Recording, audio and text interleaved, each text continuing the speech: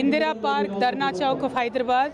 All the OBC community leaders and Telangana Jagruti leaders, we are all protesting today because we've been demanding to install Mahatma Jyotiba Phule's statue in Telangana Assembly.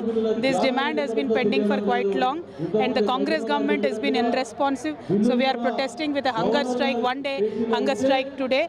And also apart from that, the 42% OBC reservation bill that has just passed the Telangana Assembly a month back has not gone forward.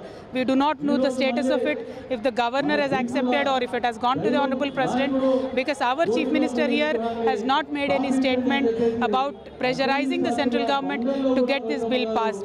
And also it is unfortunate that the Congress government here is accusing the students and the people who have been protesting on the HCU land encroachment issue by the government.